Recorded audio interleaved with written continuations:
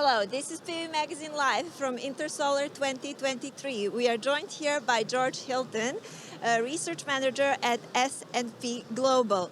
Hi George, thanks for your time. Oh, thanks, pleasure to be here. George was sitting on this year's ESS Award jury. George, can you tell us what are you making of this year's top-rated entries? Well, first to say we had a lot of entries for the awards this year. It shows that there's so much interest and growth in the energy storage space. The top entries stood out in terms of both innovation and maturity. Those are the two things that we're looking as the industry grows and starts to become much larger. Is we need healthy innovation and we need much more mature products. So those are what we were judging it. And what technology trends can we discern from the award entries this year? I mean, there's a wide range of technologies. We're seeing innovation both in terms of the actual used technology, in terms of whether it's lithium-ion or flow batteries or alternatives. And we're also seeing a lot more innovation in terms of the business models and in terms of the kind of commercial structures that companies are operating under too. Yeah, and what were the key criteria for you when choosing the winners? So the industry is becoming much more mature, and there needs to be much more innovation, as I kind of said.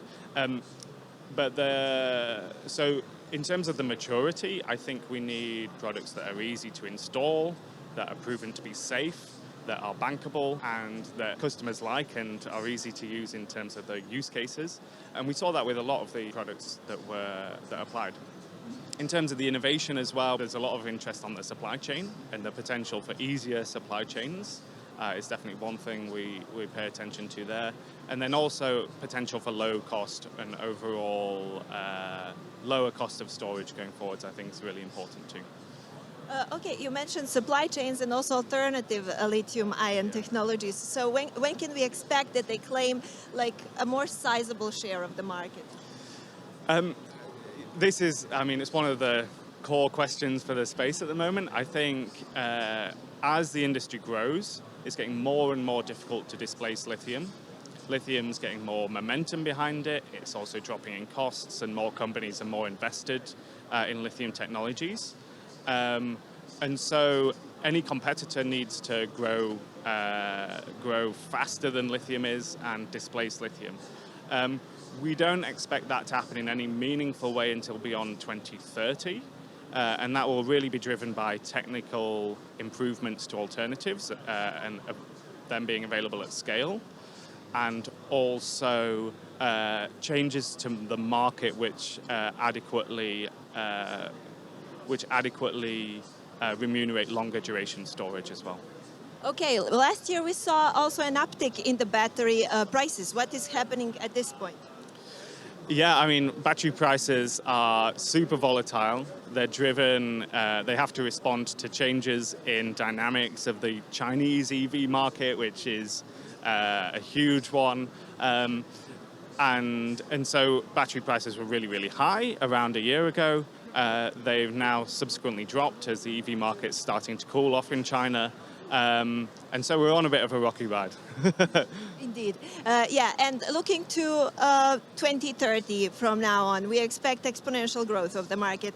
But which markets will lead the pack, and maybe what are the most overlooked markets but show a lot of promise for best deployment? So the markets which lead the pack today are the US and China. And we don't expect that to change.